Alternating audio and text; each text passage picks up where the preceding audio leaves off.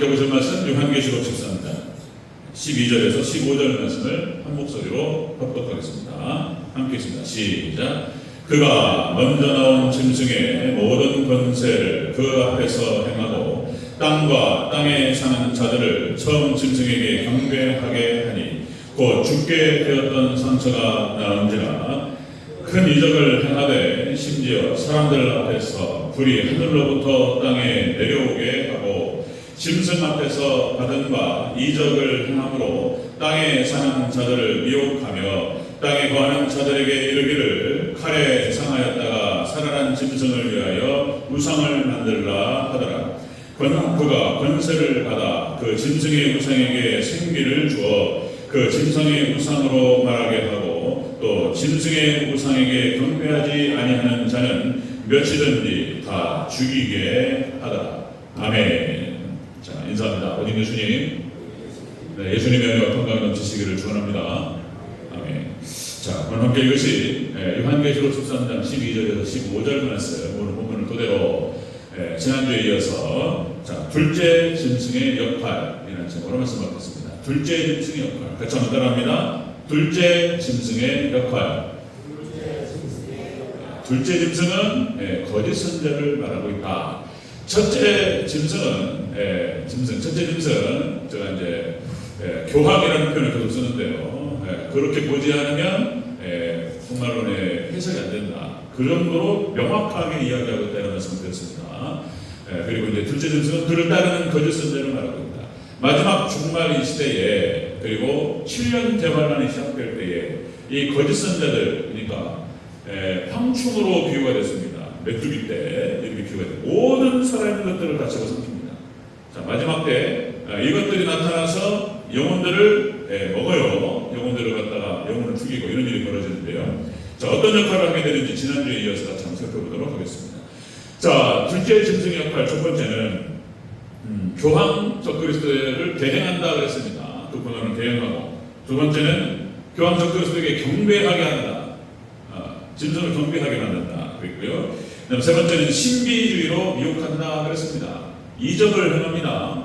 이렇게 하면서 이것이 진짜 그리스도인지 이게 무엇인지 사람들에게 혼돈을 줍니다. 그렇게 해서 신비주의로 미혹한다 그런 말씀을 나눴습니다. 자, 거짓 선자들의 이런 어떤 이 둘째 짐승의 미혹은 영계를 흐리게 해요. 사상계와 정신계를 갖다 혼탁하게 합니다. 여러분들 요즘 이 시대에 보시면 알겠지만 맞는 게 하나도 없어요. 다 왜곡시키고 비틀어가지고 혼탁시켰어요. 제가 몇 가지만 좀 말씀을 드릴 텐데 그러니까 이것이 다 거짓 선자를 사탄이 역사하는 거예요. 이렇게 영계와 정신계, 사상계를 갖다가 혼미하게 만들고 이제는 물리적으로 육체적인 공격을 해요. 이제 이것들이 이렇게 해서 감옥에 가두고 심지어는 죽이기까지 한다는 거예요. 오늘 본문에 나타나는 데 같이 한번 살펴보도록 하겠습니다. 네 번째, 둘째 짐승의 역할 네 번째, 땅에 사는 자들을 미혹한다. 이렇게 기록되고 있습니다. 땅에 사는 자들을 미혹한다. 다시 한번 14절, 다시 한번 읽습니다. 시작. 짐승 앞에서 받은 바 이적을 행함으로 땅에 사는 자들을 미혹하며 땅에 거하는 자들에게 이르기를 칼에 상하였다가 살아난 짐승을 위하여 우상을 만들라 하더라. 아멘. 땅에 사는 자들을 미혹한다. 이 땅에 사는 자들이라고 하는 것은 이것도 비유고 이렇게 비유고 상징적으로 표현하는 겁니다. 땅에 산다라고 하는 것은 그러니까 불신자들을 말하는 거예요. 믿음이 없는 자들. 우리 하나님 백성들은 비록 이 땅에 있지만은 하늘에 거하는 줄로 믿습니다. 하늘에 사는 자들을 말하는 거예요. 믿음의 백성들은. 그리고 믿음이 없는 자들과 교회 안에서도 육적인 그리스도가 있어요. 마지막 때 둘로 나뉜다고 하셨어요. 하나님께 예수님께서 하신 말씀이에요. 그러니까 슬기로운 5처녀와 미련한 5처녀나요. 그 다음에 양과 영수로 나뉘고 그리고 달란트도 1달란트, 2달란트, 5달란트 한 달란트 쫓겨난 1달란트 받은 사람과 2달란트, 5달란트 받은 사람은 나뉘어요. 나눈다. 이건 교회를 말하는 거예요. 교회만큼 말할 것도 없어요. 거기는 다 심판의 대상이고 심지어는 교회 안까지 땅에 사는 자들이 있다. 믿음이 없는 자들이 있다. 이런 얘기를 하는 것입니다. 둘로 나뉜다는 것입니다. 자, 여기서 미혹의 도구는 역시 말로 미혹하고 글로 미혹하는 거예요.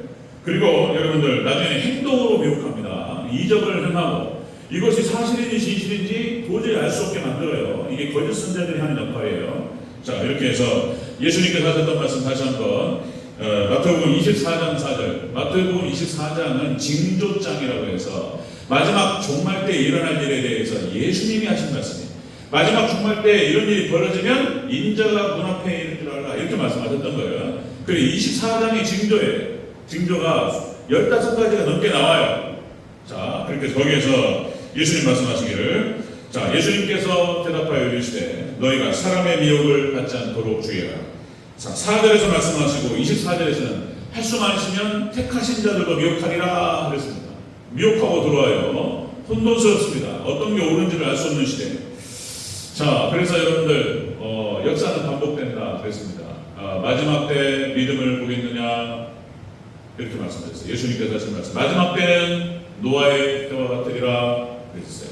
그래서 마지막 때, 그러니까 노아 때는 물로 심판하셨습니다. 그러나 마지막 때는 정말은 불로 심판하신다고 말씀하셨어요. 그러니까 구약의 이스라엘 백성들, 구약 이스라엘이 멸망할 때도 똑같이 거짓 선자들이 활개를 쳤고 거짓 선자들을, 자, 그래서 엘리야와 남은 자 7,000명 외에는 다 바알에게 무릎을 꿇었다 이렇게 나와요. 엘리야와 남은 자 7,000명. 그러니까 극소수만 믿음을 지키고 구약이 멸망할 때 그랬다는 거예요. 자, 여러 번 반복했으니까 또 이게 낯설지 않잖아요. 자, 또 오늘 이 구조들을 말씀드리면서 성경적 예를 들고 그렇게 해서 또 오늘 그 주제와 제목으로 맞춰가는 거예요.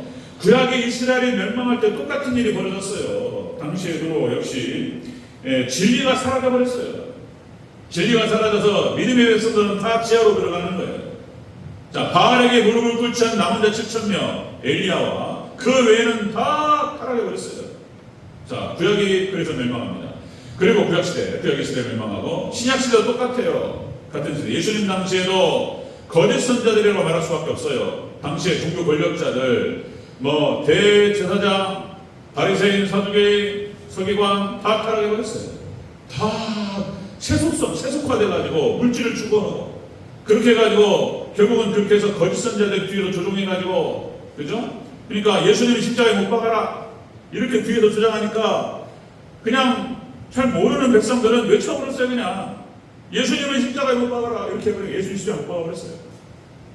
이 사건을 통해서 이스라엘이 신약의 이스라엘이 AD 17년 로마에 의해서 멸망을 당하고 이 사건인 거예요. 이 사건 2000년 동안 이스라엘이 그렇게 해서 방황하며 나라 없는 백성들로서 고초를 당했던 거예요. 이 사건이 이 사건.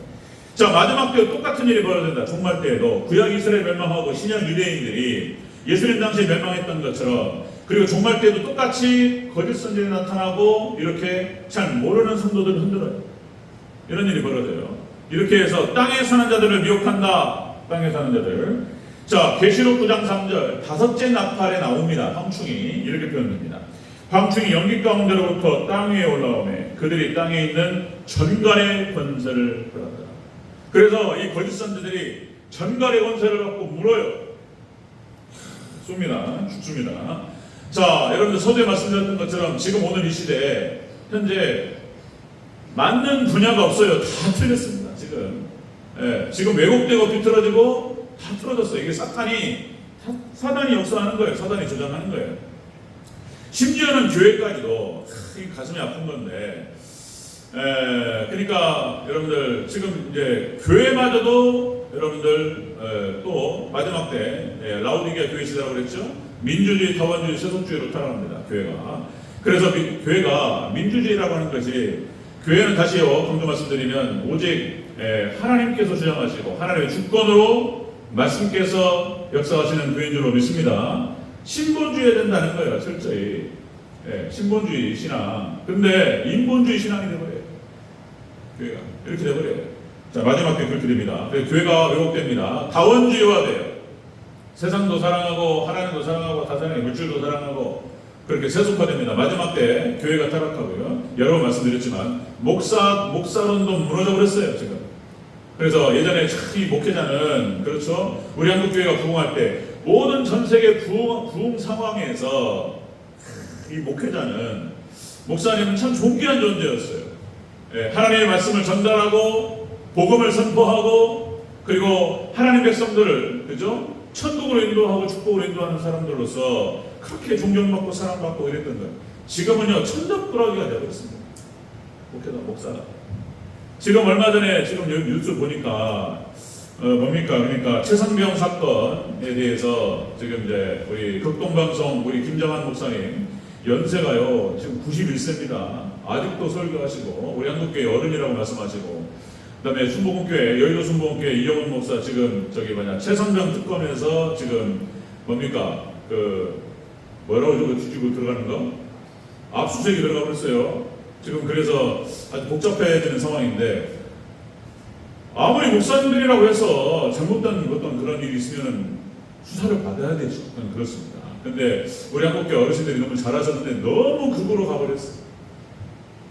예, 우리 젊은 목사 목회자들 중에서는 또 이제 이것도 나뉘는데 동의할 수 없습니다. 예, 그러니까 지금 큰 가락질 받아요. 정광훈 목사 얘기하면서 너무 가슴 아프고 이게 뭐냐 말이에요 지금. 그다음에 손현보 목사님 같은 경우도 이분도 부산 세계로교회 거기에서 그러니까 입지전적인 인물입니다. 사실상 정말로 전도 많이 하시고 그런 인물이에요. 대단한. 그래서 전도를 많이 하죠. 참 그건 너무 좋아요. 근데 예, 말씀이 약해서 그게 좀 흠인데 어쨌든 간에 이게 나오셔가지고 그거 집회 주도하시고 이게 지금 목회자가 지금 이게 뭔가 싶고 이게 어렵습니다. 지금 마지막 때 이런 일이 벌어져 버렸어요. 지금 그러니까 영계가 혼탁하고 정신계 사상계가 혼탁하고 거기에 저는 동의하지 않습니다. 동의하지 않는 목회자들도 많고요. 그러면 안 되죠. 어떻게 하나님의 사랑을 얘기하고 그리고 진리를 얘기하는 사람들이 어떻게 동의할 수 있습니까? 반란 세력들 그리고 국민에게 총을 거두고 이랬던 사람들에 대해서 그걸 어떻게 동의를 하고 그럴 수 있냐 말이에요. 있을 수 없는 일들. 자, 여러분들 마지막 때 이렇게 모든 것들이 신학도 타락하고 혼탁하고 이런 일이 벌어지고요. 교회 안에서 구원론도 마찬가지죠. 여러 번 먼저 말씀드렸지만 행함이 없는 믿음이 구원파 수준. 그러니까 구원론도 망가지고 성령론도 망가지고 양극단으로 치우쳐가지고 은사주의로 가버리고 준주의로 가가지고 서로 막 싸워.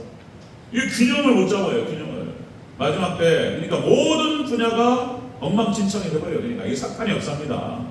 그러니까 이것도 이제 교육에서부터 또 틀어졌다 말씀드렸는데 모든 권위가 다 무너져 버렸어요. 목회자 권위가 다 무너지고 권위주의가 되면 안 돼요. 옛날에 무슨 박정희 대통령 각하라고 부르라고 각하라고 뭐 각하입니까? 그러니까 예전에 권위주의는 그거 안 되는 거죠. 근데 권위는 뭐 잃어버리면 안 되는 건데 권위까지 목회자 권위가 다 사라져버려요. 집안에서는 아버지 권위가 무너져 버렸어요. 아버지가 먼저 얘기하면 무슨 얘기 하신데 아빠 권위가 다 무너졌어요. 아빠 그냥 무섭게 하라고 그래 그냥 아버지 권위가 무너지고 학교에서는 선생님 권위가 무너져 버렸어요. 이제는 뭐 사대 나오고 뭡니까? 교대 나와가지고 선생님 힘들어요. 애들 다 잡으려 그냥 뭐라고 깨우면 큰일 납니다. 깨우면 큰일 납니다. 달라들어요 애들이. 이거는 있을 수가 없는 일이에요 지금. 선생님 권위가 다 무너지고 군대에서는요 상급자 권위가 다 무너졌어요. 군대에서는 애들이 말 안 들어요. 이게 사람 달래야 돼요. 진짜로. 진짜. 병사도 3명이 모여가지고 적당하면은 지휘관 하나를 쫓아낼 수 있다. 이런 얘기들.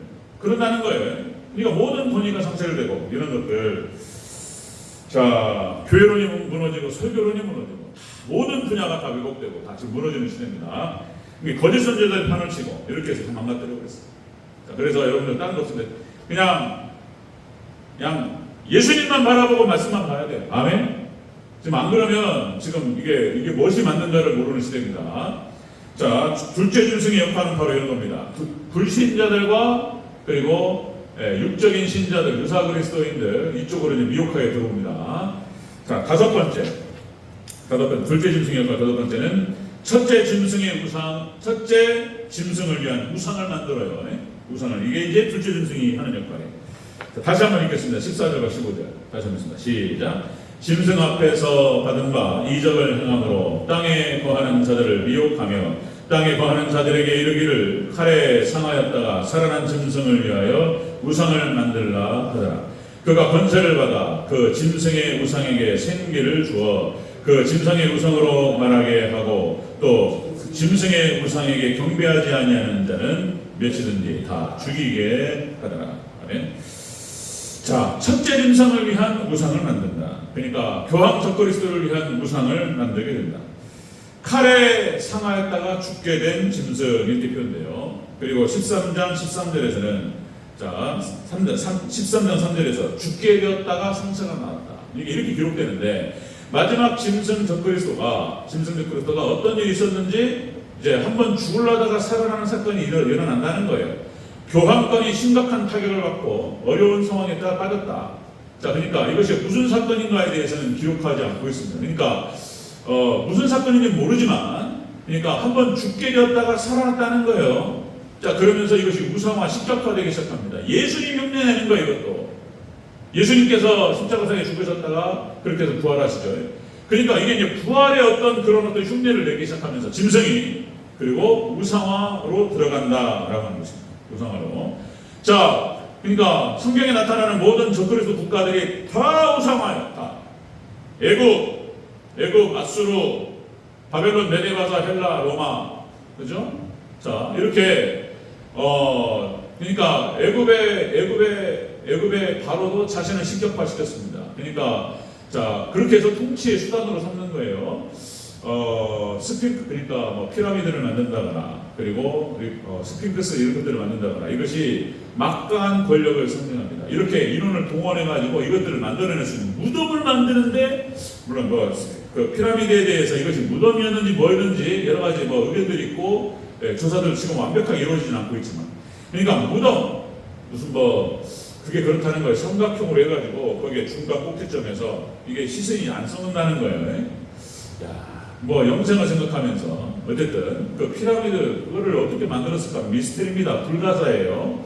자, 이런 것들, 그러니까 막강한 권력을 상징하고 그렇게 해서 자신을 태양신으로 만들고 그리고 신격화시키고 이렇게 했던 거예요. 느부갓네살 왕 금신상을 만들어서 경배하게 만듭니다. 그래서 권력이 막강했기 때문에 이런 일이 가능했던 거예요. 이렇게 가는 거예요. 로마도 마찬가지입니다. 로마의 모든 황제들이 자신을 신격화시켰습니다. 그래서 경배하지 않는 자들은 죽이는 거예요. 그러니까 이제 마지막 때 이게 교회가 이걸 경배하지 않기 때문에 다 엄청난 핍박이 교회에 들어왔던 거예요. 다 지하로 들어가서 카타콤, 땅굴을 파고 들어가서 예배를 드리고 이렇게 했던 거예요.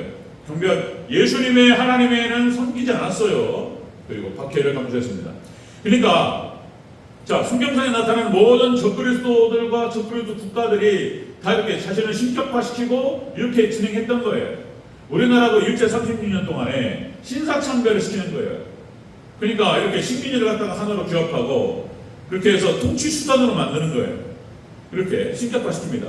마지막 종말 때 적그리스도는 막강한 권력이라고 말씀드렸습니다. 유브라데 전쟁, 그러니까 제3차 세계대전이라고 말을 표현하는데요. 그래서 유럽과, 그러니까 이제 나토가 나오는 것도 깜짝 놀랄 일이에요. 미국과 유럽에 있는 국가들이 모여가지고 그러니까 군사 조약을 맺는다는 것이 이게 나토로 보는 건데, 자, 유럽의 27개 국가하고 그 다음에 미국을 중심으로 해서 군사연합, 국대서양 조약기구, 그죠? 나토, 그걸 만들고 이스라엘과 연합해서 그렇게 해가지고 중국과 러시아와 중동 세력과의 전쟁이 3차 세계대전이다. 여기에서 유럽과 미국, 이스라엘이 승리한다 그랬습니다. 그래서 세계 정부가 생기기 시작하고 세계를 컨트롤하고 핸들링하는 대통령이 나온다. 그리고 성경이 나와요. 이 8째 왕이 7번째 나라에서 나온다는 거예요. 계시록에 기록이 됩니다.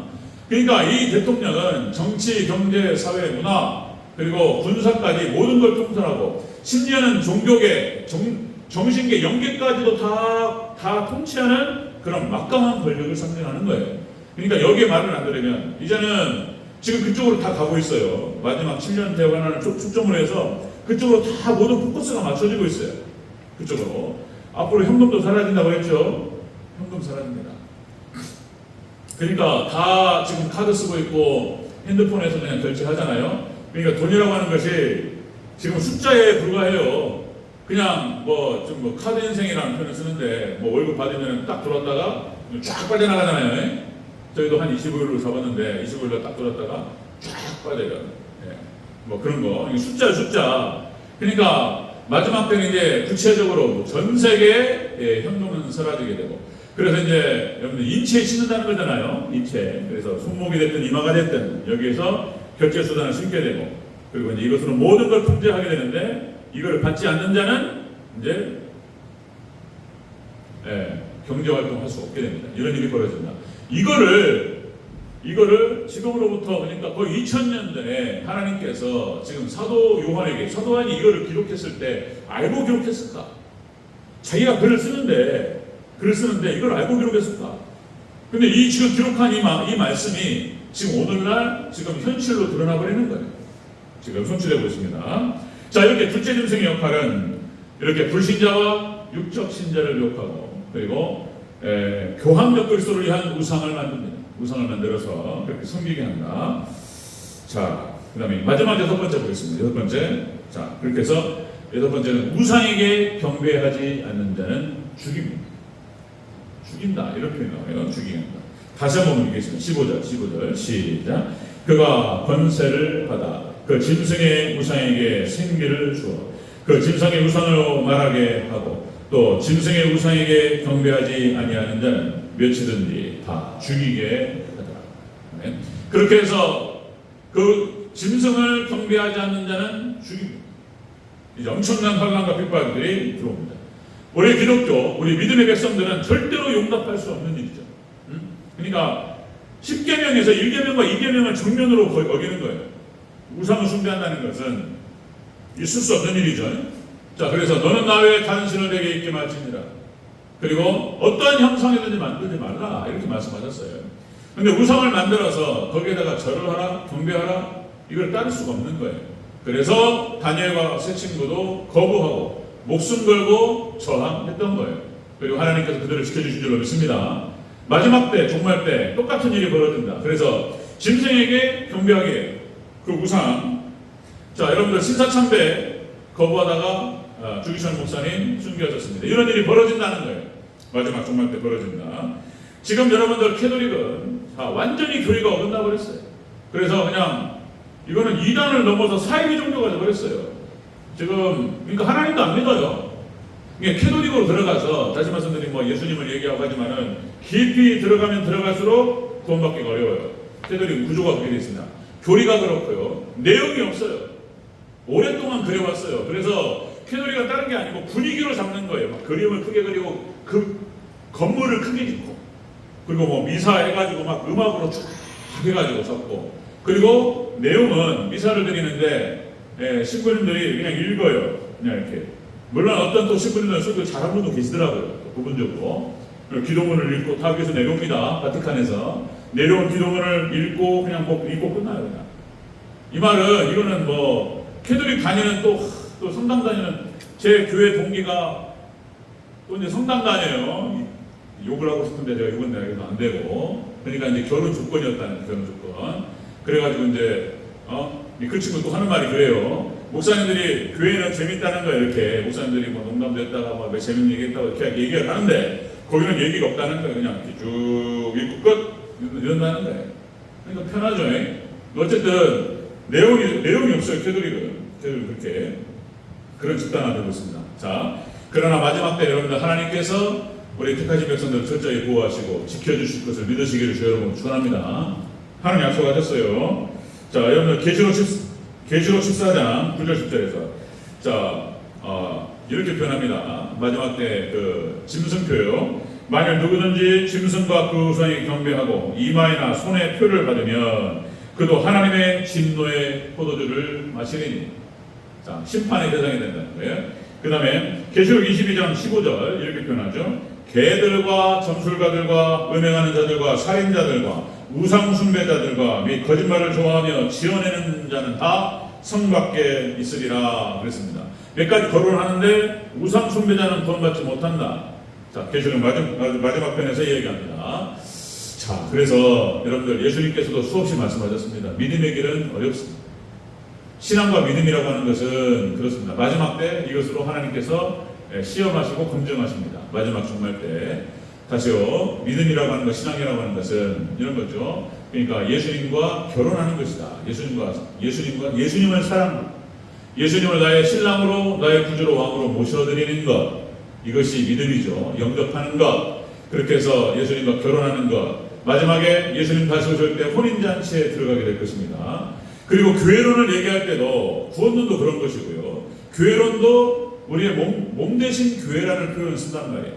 예수님과의 신비로운 연합을 얘기하는 거예요. 그 결혼을 얘기하는 거예요. 우리 교회는 예수님의 몸인 줄로 믿습니다. 그리고 예수님을 얘기할 때 머리 대신 교회의 머리 대신 예수 그리스도 표현하는 거예요. 몸과 머리가 하나 유기체로, 그래서 모든 몸짓이라든가 몸의 행동들은 다 머리에서 신경을, 그냥 중추신경이죠. 그래서 목을 중심으로 해서 척추로 내려와가지고 모든 신경 연결돼요. 저 박태신 권사님 그런 거예요. 넘어지시고 뭐가 문제가 생긴 거예요. 지금 뼈에, 그리고 척추 신경, 이거를 바로잡는 건데 이게 어려운 거죠. 예, 어지럽고 이런 거. 그러니까 이제 머리에서 명령을 내렸는데 몸이 안 움직이거나 제대로 안 움직이면 문제가 생긴 거예요. 지금 다 문제예요. 지금 머리하고 연결이 안 돼 있습니다. 교회가 뭐냐? 그러니까 이렇게 믿음과, 그래서 다시 오실 예수님을 신랑으로 맞이할 준비하면서 혼인잔치를 준비하는 교회예요. 교회. 이게 믿음이고 신앙인 거예요. 예수님께서 그렇게 말씀하셨어요. 마지막이 아니고 믿음은 항상 어려웠어요. 아브라함과 이삭과 야곱과 요셉과 그저 믿음의 선진들의 삶은 다 어려웠어요. 다윗도 그 믿음을 지키기 위해서 환난을 통과하고 그런 거예요. 그래서 예수님께서 믿음은 넓은 길이라고 말씀 안 했단 말이에요. 좁은 길이고 가시밭길이고 십자가의 길이라고 말씀하셨습니다. 믿음을 지킨다는 것이, 주님과 동행하고 진리를 따라간다는 것이 어려운 거예요. 마지막 때 이것이 정확하게 검증된다는 것입니다. 자, 여러분들 제가 또 마지막에 또 말씀드립니다. 종말론이 춘향전하고 구조가 똑같다 이런 말씀을 드렸는데, 자, 이몽룡 입장에서 자, 변사또가 숙청을 달라 이렇게 얘기했는데 그걸 고민하다가 춘향이가 알겠습니다. 오늘 하룻밤만 이랬으면 어떻게 됐을까요? 이몽룡이 인정했을까요? 안 되는 거잖아요. 그죠? 자, 마지막 때 이런 거예요. 지금은 그러니까 다니엘서 우리 수요일날 같이 말씀을 나누는데 다니엘서 말씀을 통해서 계시록과 다니엘서 구조를 맞추는 건데요. 자, 다니엘서 2장에 금신상이 나와요. 그래가지고 마지막 머리는 금으로 되어 있고 가슴과 팔 메대바사 하니까 바벨론 금, 그 다음에 메대바사 은, 그 다음에 복부부터 해서 여기 허벅지까지는 놋, 그리고 두 다리는 쇠, 로마 시대를 말하는 것이고 마지막 때는 10발가락이 나오는데 진흙과 쇠가 섞여 있는 거예요. 그러니까 지금 마지막 이 시대를 말하는 것입니다. 융합 시대를 말하는 거예요. 그래서 지금은요 다 융합되어버리고 다 섞여버린다고 말씀드렸습니다. 다원주의 그리고 뭐 다 비빔밥 돼버렸어요. 지금 다 이런 시대고, 여기서 덧붙여서 그러니까 여러분들 성적으로도 지금 다 타락해버렸어요. 지금은 이제 마지막 종말 때에는 그렇게 해서 신앙도 타락하고 육체도 타락합니다. 그래서 성적으로 문란해요. 오늘날 이 시대가. 그래서 지금 이제 거의 모든 나라가 차별금지법이 다 통과됐습니다. 이제 이재명 대통령 뭐 참 잘하고 너무 좋은, 이게 많은 부분에 대해서 동의하고 이런데 차별금지법이 통과될 가능성이 있습니다. 그러면은 자, 여러분 수면 아래에 있었던 모든 동성애자들이 수면 위로 올라오게 되고 이런 일이 벌어져요. 자, 남자가 남자끼리 손잡고 다니고, 그러니까 이제 여러분들 동성애가 판을 칩니다. 마지막 때 유럽, 미국, 한국까지도. 그리고 지금은요 정절 개념, 순결 개념이 없습니다. 여러분들 다 아시죠? 성적으로 마지막 다 타락합니다. 유럽은 엉망진창 되어버렸어요. 미국도 마찬가지입니다. 지금은 순결한 아가씨 처녀가 없어요. 그걸 요구하셔도 안 되고 마지막 때. 그래서 부모님들이 요새는 그렇게 가르친다고 하더라고요. 저는 있을 수 없는 일인데 우리 세대는 어른들도 마찬가지죠. 여태 딸 가진 부모들 우리 애언이 참 은혜 가운데 잘 지켜주시고 기도해 주시기 바랍니다. 딸 가진 부모들이 이런 어떻게 말하냐면은 피임을 잘해라, 임신 안 하게 이런다는 거예요. 지금 그것이 이 남자친구가 이제 여자친구한테 뭐 순결 얘기했다가 하면 끝나는 거예요. 그냥 끝나. 그냥 헤어져버려 그냥. 요새는 그런 거 요구할 수가 없어요. 무슨 정절을 얘기하고 순결을 얘기하고 이럴 수가 없습니다. 그냥 뭡니까? 그냥 뭐라고 할까요? 근데 말에 입에 올리기도 힘들어요. 진짜 요새는 밤만 가는 게 아니에요. 밤에 9시 전에 들어와. 그래가지고 밤에 통제하면은 뭐 통제할 수 있다 안 그래요. 낮에 가버려요, 낮에. 네, 이런 시대입니다. 그래서 지금은 순결 개념이었습니다. 그러니까 이게 지금 영계하고 정신계하고 육체가 같이 다 따라가는 겁니다. 이런 타락의 시대입니다. 자, 여러분들 다른 없습니다. 정말 그러니까 믿음 안에서 교회 안에서 정말로 그렇게 두렵고 떨림으로 자신을 지키는 청년이 아니면 어려워요. 지금은 자매가 됐든 청년이 됐든 다 마찬가지입니다. 순결개념이 무너졌습니다. 자, 둘째 짐승의 역할 마무리 정리하겠습니다. 교황 적그리스도의 고난을 대행하고 그리고 적그리스도를 경배하게 만듭니다. 두 번째, 세 번째, 신비주의로 미혹하고 땅에 사는 자들을 미혹합니다. 그 거짓 선지자들. 그 다음에 우상을 만들어요. 우상을 숭배하게 만들고 그리고 경배하지 않는 자는 이제 죽이는 역할로 지금 거의 그쪽 방향으로 가고 있고 다 준비가 됐어요. 이제 마지막 때 이거 하나만 남은 거예요. 이제 유브라데 전쟁이 터지고 7년 대환란이 시작되면 본격적으로 드러나게 됩니다. 그래서 마지막 때 이런 것들을 좀 알고 우리가 믿음으로 잘 준비해야 될 줄 믿습니다. 우리 대적의 성도님들 끝까지 승리하는 복된 성도 되시길 다시 한번 주의 이름으로 축원합니다.